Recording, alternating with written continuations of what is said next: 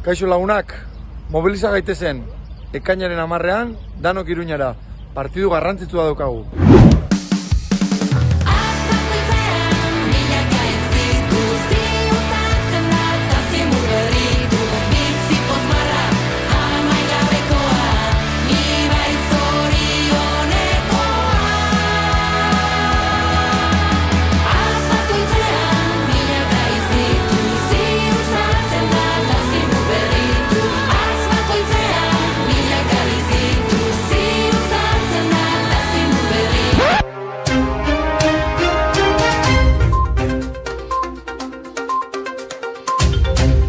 Azkenean Jagoba Arrasateri eskatu beharko zaio benetan Nafarroako gidaritza horri heltzeko, Iruñe, Astitz, Gabon, ze kristo den montra gertatzen ari da, eta partidaren 80. minutua gaindituta, jakingo ote dugu azkenik eskuinak mantenduko ote duen Iruñeko udala Nafarroako gobernuan horko eskuratu edo noren babesarekin osatuko ote den.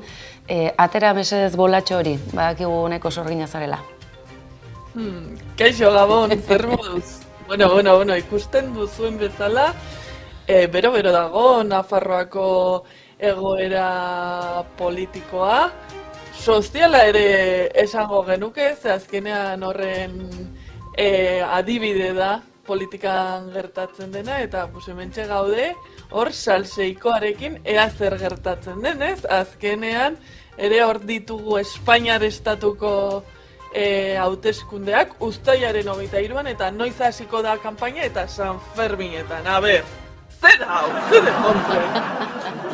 Hor gainera, argazki bikoitza izango da ikusiko duguna, nork jaurtiko ote du koete hori nahiko esanguratsua izango da, edo behintzat nor egongo ote da alboan, alkate nor izango ote den alegia uztailaren 7-6 honetan, eta Nafarroako gobernuaren negoziaketa horiekin zer gertatuko ote den. Itxura batean behintzat, badirudi nolabaiteko presioa baduela Txibite andereak, eta 4 urtez Euskal Herria Bilduren babesarekin kontuak ere aurrera aterata ere, lehen errondatik kanpo. Hori nola irakur daiteke, nola ulertu behar dugu hori? Argi dago hor, badaukagula Nafarroako parlamentuan 3. indarra den EH Bilduk, aipatu izan duela, berak alderdi progresisten aldeko bozka egingo duela eta tokian tokiko zerrenda bozkatuena talde horren barruan bozkatu edo indartuko duela. Ze pasatzen da, kasu honetan Nafarroako parlamentuan PSN dela bozka gehien edo kasu honetan parlamentario gehien dituen alderdia, orduan ulertzen da edo ulertu beharko litzateke EH Bilduk babestuko lukeela edo behintzat abstentzioa egingo lukeela Maria Txibite Nafarroako presidente berriz bihurtzeko ekitaldi horretan. Egia da ere hor, nik uste dut askok ziurtzat ematzen dutela, baina gauza bat da lehendakari kasu honetan presidente, Nafarroako presidentea izendatzea berriz Maria Txibite, eta beste bat da agintean mantentzea, ze izan ere, EH Bilduren bozkak beharko ditu, geroa bai Kontigo Zurekin eta PSN berak bozkekin neurriak eta hartzen diren legeak eta aurrera ateratzeko. Ikusteke dagoz, egia da, mugaz bestalde, Gipuzkoan, ez aztu, Gipuzkoa eta Nafarroak muga dezente konpartitzen dugun honetan, Podemosek mezu zuzen egorri diola, kasu honetan PSeri esanez, Gipuzkoan gobernu aurrerakoia sustatzeko garaia dela, eta horretan arduraz jokatzeko unea duela. Ikusteke beraz, zer nolako bidea egingo duen, Nafarroako alderdi sozialistak bide horretan, Nafarroako gobernua mantentzeaz aratago, zer gertatuko ote den Iruñako udalean. Argi dagoelako, gehiengo zabalak eskuina ez duela nahi, UPN ez dela nahi bertan, beraz, Ibarrolaren hautagaitza nolabait alde batera utzi nahi dela, baina horretan zer gertatuko ote den ikusteke. Iruñe, asko gustatu zaigu Koldo Martinez, geroa baiko hautagaiaren posizioa.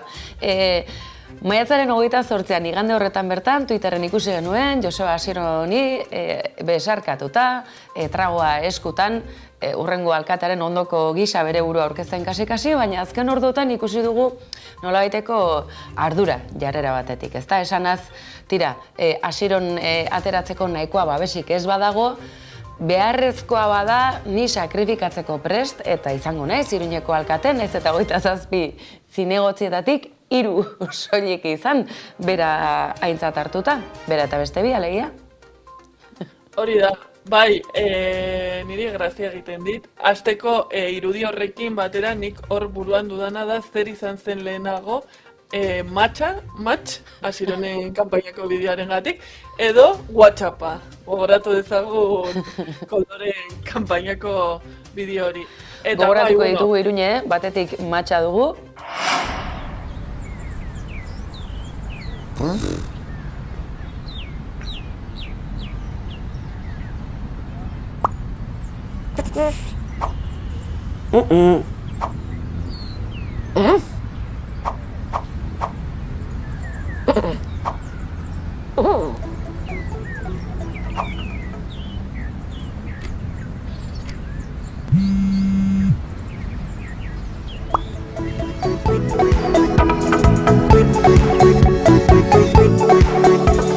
Eta bestetik ikus dezakegu, Koldo Martinezek zenolako perlak utzi dizkigun, bere triangelua, WhatsApp zenbakia, Chill Mafia kantari.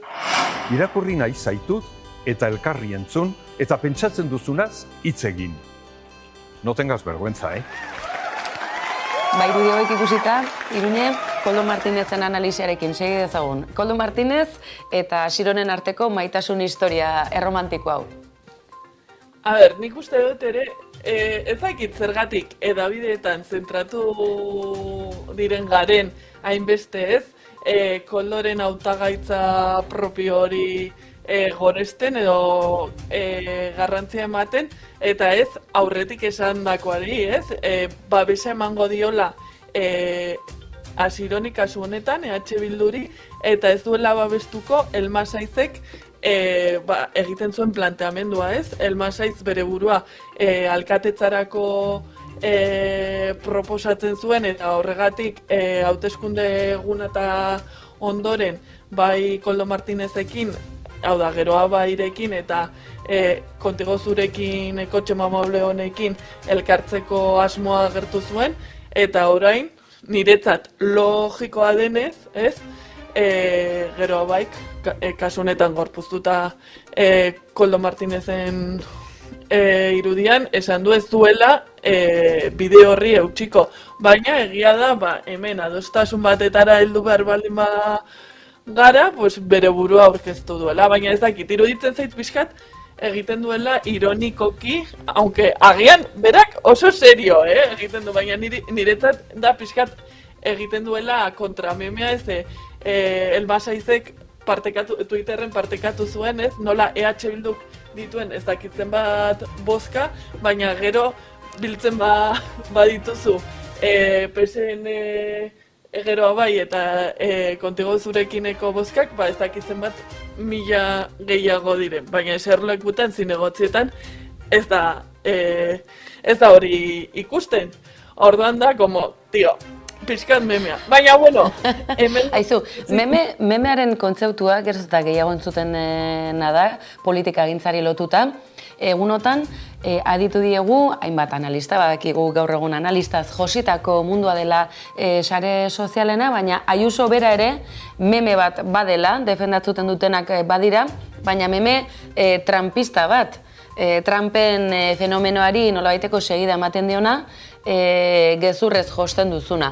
Akaso Koldorena ez da zentzurretan garatua, baina egia da oso momentiko onak utzi dizkigula kanpaina honetan, eta asmo honez ziurrenik zegia da politika gintzan zubi horiek nolabait bizirik eta modu osasuntsuan mantentzea garrantzitsua delako. Akaso Nafarrek horretan gehiago dakizue Gipuzkoarrek baino, hemen sutsuki gorrotatzeko gaitasuna oso garatua dugulako, eta ikustek, Maialen Iriartek 15.000 boto gehiago aterata ere, kapaz diren Eider Mendoza ezartzeko, Alderdi Popularraren babesarekin. Tira, ziur gaude, honek askorako emango digula, baina eskerrak Jagoba Arrasateri, nolabaiteko batasun horretarako gaitasuna duela, gaurko analisiaren atariko horretan ekarri dizuegu, ekainaren 10 hitzordu horren arira, baina aizue, bestelako kontu batzuk baditugu eta kontu onak pozik gaude gainera.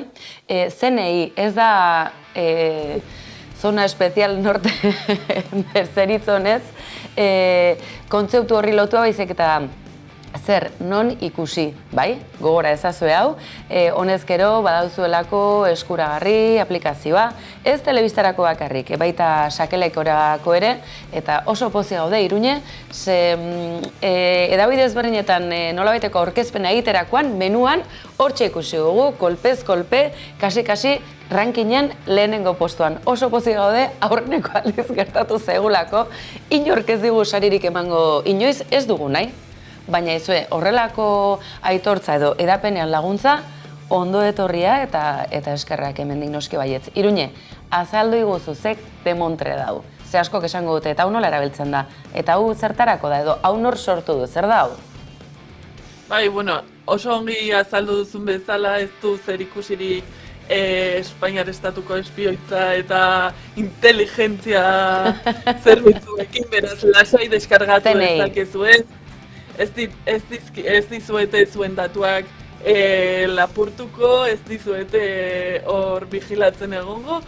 Hau da, sarean euskarazko edukia topatzeko bilatzaile moduko bat horrela oso azkar eginda. Baina zenolako edukia, ikusentzunezko edukia. Izan streaming plataformetan, izan YouTubeen, ze YouTube ere sartu dute.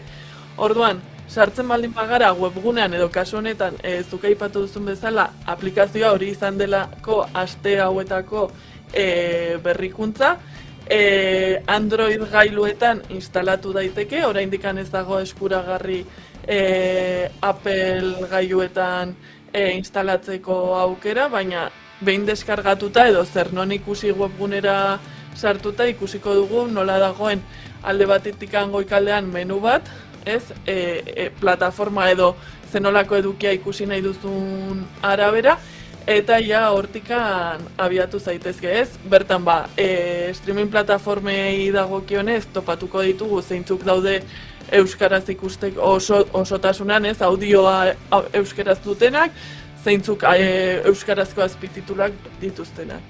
Era berean, YouTube plataformarekin, edo ingelesez esaten den bezala, YouTube.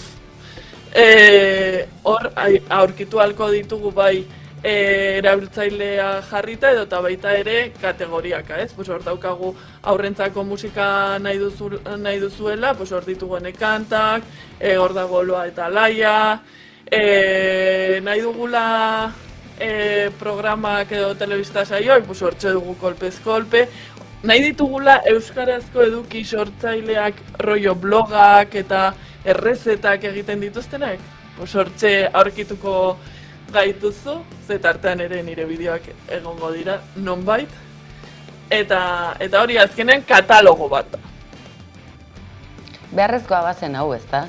Ze askotan, YouTube erabiltzen dugunok, askotan bilatzailean zalantzea sortzen zaizu baita euskaraz ere bilatzeko ariketa hori ere ahaztu egiten dugu, ezta? Zuzenean gazteleraz egiten ditugu bilaketak edo eta ingelesez, batzuk akaso frantsesez, epena, hori ere gehiago egin beharko genuke, baina tira.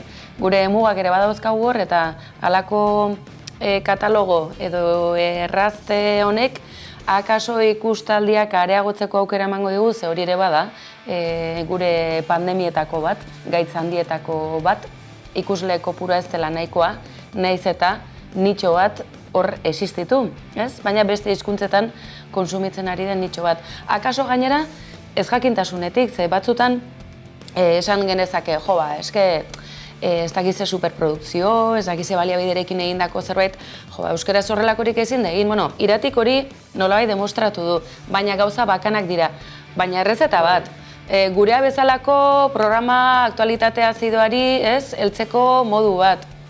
Egia da, aniztasuna eskertzekoa dela eta hizkuntza hainbatetan kontsumitzeak aberastu egiten gaituela, ez, eta sendotu kulturalki, baina geurea modu osasuntsu batean mantenduta, ez da. Bai, azken finean askotan esaten da ez, eta orain zentratuta YouTube edo beste sare sozialetako plataformetan ez dagoela euskarazko edukirik, ez dagoela euskarazko eduki sortzailerik, ez? Eta de hecho oso garatua dago uste hori ez badaudela, claro, zenbaki handiak direnak dira agian euskaldunak, baina gazteleraz edukia sortzen dutenak, baina izu pagaude euskaraz edukia euskara hutsean sortzen dugunak ere, zenbaki txikiekin, eta iruditzen zait oso garrantzitsua dela, zuk esan duzun bezala, ikusle kopurua ere areagotzeko ez, azkenean honek errazten duena da, euskarazko edukia nahi baldin baduzu. Hemen, baliabide bat, sakerekoan izateko tabletean, ordenagailuan, telebistan, ez? Telebista inteligente hauetakoan, edo Chromecasta erabilita ere instalatu daiteke. Orduan, iruditzen zait, dela kriston baliabidea, euskarazko edukia kontsumitzeko eta euskarazko edukia deskubritzeko ere. Izan dadila urrats interesgarria hau, zen akaso batzutan oso proiektu handietara jo ernezake, ez da, ekoizleen elkargoak, zinemen elkargoak, ez? Katalunian honezkero osatuta dauden erakunde garrantzitsuak, akaso krisian daudenak eta kezkaz josita, baina bide horretan, plataforma digitalak ahaztu ezkero, jai daukagula honezkero jabetuta gaude denok, beraz ongi etorria eta noski baietz, gu pozarren, edozein sari baina askoz ere gehiago apreziatu dugulako detaile hau eta gu ere pozarren gaudelako behintzat, eskura izango garelako, hiritar gehiagorentzako, eta izue, emakumeok ekoitzitako saio hauek gainera behar dutela bere bultzadatxoa, beti dugulako eskailera bat gehiago ilotzeko. Bukatzeko, Iruñe, gustatu zait eta sare sozialetan ikertzen zaituztet gure analistak platora ekarri horretik, aritzen naiz begira, ea sare sozialetan zer eman dioten atsegin dut, zer bertsiotu duten, zerk erakarri dien arreta, eta kasu honetan bukatzeko musika pixka bat, Iruñe, konta iguzu. Berriako edizio digitalan ikusi dugun albistea da, Nafarroara garamatza, baina akaso askorentzako ezoikoa den musika tradiziora. Nafarroako turismotik egin den kanpaina honena izan da bat esaten zola gazteleraz, Navarra tierra de diversidad, eta eskeda tal cual, eta arlo guztietan, izan politikan, izan demografikoki, izan sozialki, eta baita kulturalki ere, ez? Eta askotan uste izan da Nafarroa dela edo super euskaldune eta hor jartzen ditugu baserritarrak, ez? Baserri bukolikoa, euskal dantza, bai. Edo hegoalderagokoa, ez? Hor, pixkat, Marcillako lanzamiento de Rabiosa, Jotak kantatzen, baina eske Nafarroa gehiago da. Oso anitza da, eta horren erakusgarri daukagu ikertubiak berrian egindako elkarrizketa.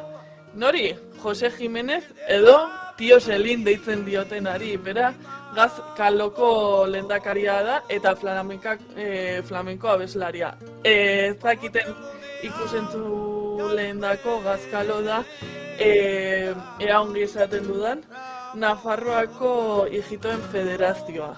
Eta bera da bertako presidentea. Orduan, baditu, bi egibide, bi ogibide, eta orduan alde batetik bada, Ijitoen komunitateko, ez dakit ongi egokia den esatea patriarka moduan, edo arduradun moduan, eta gero flamenko abeslaria. Beraz, erreferentzia badu, oholtza gainean, eta bestela ere bai, esan dezagun komunitate osoan. Askok akaso ez dute ezagutuko, baina Iruñean bertan flamenko on fire ere izan ohi da, eta Casa Sabikas ere bertan da, askok akaso San Ferminetan gurutzatuko dute, eta jakin gabe zein izango ote den ere, eta ez da aztekoa, Nafarroak flamenko maisu handiak izan dituela, Nafarrak, eta tira, hori berreskuratzeko aitzakia ederra izan dago Iruñe, ondo iruditzen bazaizu, flamenko doinuekin, esango diogu gaur, adio, gure entzulei, ondo deritzozu. primeran. Ederki, erritmo honean segituko dugu eta ziur datorren astean ere izango dugula erritmo bizian datorren politika gintzari buruz hitz egiteko aukera eta noski, ekainaren 10ko hitzordua, sorionekoak, esku bat, koreografia, hori datorren asterako, bale? Ederki, Iruñe, eskerrik asko. Agur. Datorren astera arte, aio. Agur!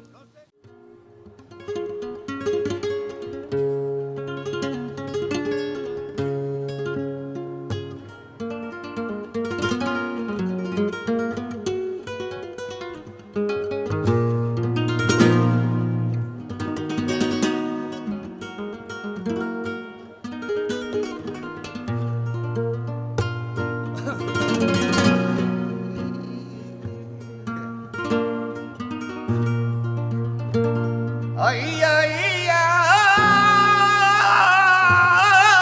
ay.